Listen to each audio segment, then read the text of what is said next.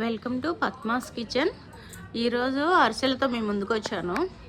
ఈ 4 గ్లాసులు బియ్యం పోసాను. దాంట్లో మిగిలిన రవ్వ కొంచెం వచ్చేస్తుంది, అది పక్కకు పడేస్తాను. ఈ పెద్ద గ్లాస్తో 4 గ్లాసులు పోసాను. ఈ చిన్న గ్లాస్తో గసగసాలు ఒకటి, నువ్వులు ఒకటి, నల్ల నువ్వులు వేసుకున్నాను. కొబ్బరి 1 గ్లాస్ మీద వేసాను. బెల్లము 1 కిలో గడ్డ. మామూలుగా పావు తోటి కూడా 4 పావులు పోసుకోవచ్చు బియ్యము. నేను ఈ గ్లాస్తో పోసాను. ఆ బెల్లం అంతా ముక్కలు చేసి బండిలో పెట్టాను. 1 గ్లాస్ నీళ్ళు పోసి, ఎందుకంటే రాళ్ళు అవి ఉంటాయి కదా వడగట్టడానికి. బెల్లం కరిగిన తర్వాత చెరువులోకి వడగడతాను పాకం కోసం. అందులో యాలక్కాయలు అన్నీ ముందు పిండిలోనే కలిపేసుకోవాలి. కొబ్బరి, గసగసాలు కొంచెం లైట్గా వేయించి నువ్వులందు కలపాలి. కొబ్బరి తురుము పట్టుకున్నాను. ముక్కలు కూడా వేసుకోవచ్చు, మీకు ఎట్లా ఇష్టమైతే తినడానికి అట్లా వేసుకోవచ్చు. కొంచెం పెద్దగా తురుము పట్టుకుంటే బాగుంటుంది, పెద్ద ముక్క.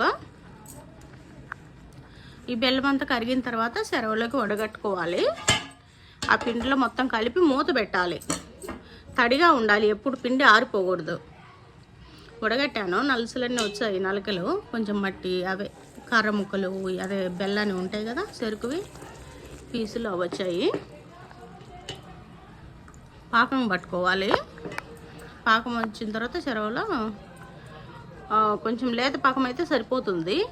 ఇప్పుడు సరిపోయింది. 1 నిమిషం, ఆల్రెడీ 1 నిమిషము ఉంటుంది పొయ్యి మీద, హై ఫ్లేమ్లోనే ఉంది. పాకం పట్టేసాను. పట్టిన తర్వాత ఇది ఉప్పు వేసాను. కొంచెం ముందు ఉప్పు కలుపుకొని మర్చిపోయాను. ఉప్పు వేస్తే ఏదైనా స్వీట్లో కొంచెం ఉప్పు పడాలి. నేను చేసిన మరుసటి రోజు అరిసెలు చేశాను, చేసిన రోజు చేయలేదు. ఇంకా అవన్నీ చిన్న చిన్నవి, మనకి ఎంత పెద్దగా చిన్నగా మందంగా అట్లా చేసుకోవచ్చు.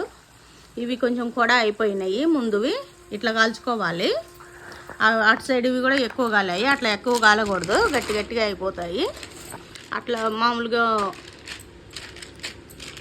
కొంచెం మెత్తగానే కాల్చుకుంటే కలర్ రాకముందే తీసేస్తే చాలా బాగుంటాయి అరిసెలు. నేను ఒకదాన్ని చేయాలి కాబట్టి ఇట్లా పేపర్ పెట్టి దాని మీద అట్లా గిన్నెతో రుద్దేశాను. లాస్ట్లో అరిసెలు రెడీ అయిన తర్వాత నెయ్యి వేసుకోవాలి. అప్పుడు నెయ్యితో చేసిన అరిసెల్లాగా ఉంటాయి టేస్ట్.